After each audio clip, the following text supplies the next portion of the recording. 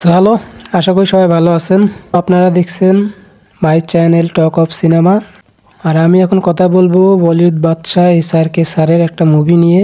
আমার জানা মতে বলিউডের এ যাবৎকালে সর্বশ্রেষ্ঠ সিনেমা হচ্ছে ওম শান্তি ওম।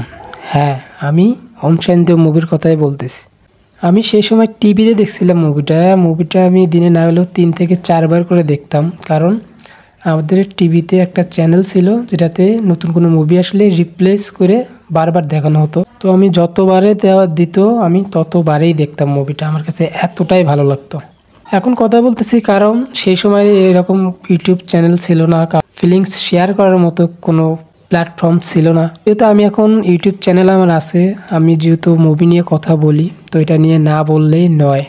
এখন যদি মুভির হিস্ট্রি লাইন নিয়ে কোনো কথা বলি, তাহলে মুভির হিস্ট্রি লাইন হচ্ছে এমন: সিনেমা ইন্ডাস্ট্রির মধ্যে একজন জুনিয়র আর্টিস্ট থাকে, তার নাম থাকে ওম। তো তার স্বপ্ন থাকে সে একদিন অনেক বড় একজন আর্টিস্ট হবে, তাকে এক নামে সবাই চিনবে। সেই স্বপ্নের মাঝখানে আরেকজন এন্ট্রি নেয়, তার নাম হচ্ছে শান্তি। সে আবার অনেক বড় একজন সুপারস্টার নায়িকা। তো তার স্বপ্ন একটার বদল এখন দুটো হয়ে যায়। এক, সে একজন বড় নায়ক হবে। দুই, সে নায়িকা তার জীবন সাথী হবে। তো একটা সময় গিয়ে দেখা যায় যে তাদের দুজনের মধ্যে একটা আলাপ আলোচনা হয় বা একে অপরকে চিনে জানে। এগুলোর মাঝখানে এন্ট্রি হয় আমাদের মেইন ভিলেন। তো ভিলেন এন্ট্রি নেওয়ার পরে কি হতে পারে সেটা আপনারা সবাই জানেন। আমাদের হিরোর মন ভেঙে তো খান খান।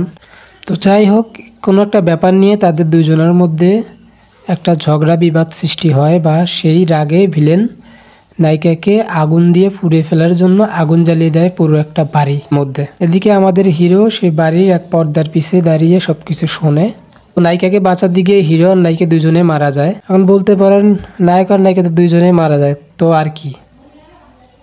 না, এখানেই গল্প শুরু। কারণ ঠিক 25 বছর পর দুজনের আবার পুনর্জন্ম হয়, এবং কেন হয় বা তারা পুনর্জন্ম পাওয়ার পরে কি করে, তাদের প্রতিশোধ কিভাবে নেয়, তারা সেই আগের জন্মের মতো দুজন দুজনকে চেনে কি না, এটা যদি আপনারা জানতে চান তাহলে আপনাদের দেখে নিতে হবে ওম শান্তি ওম এই মুভিটা।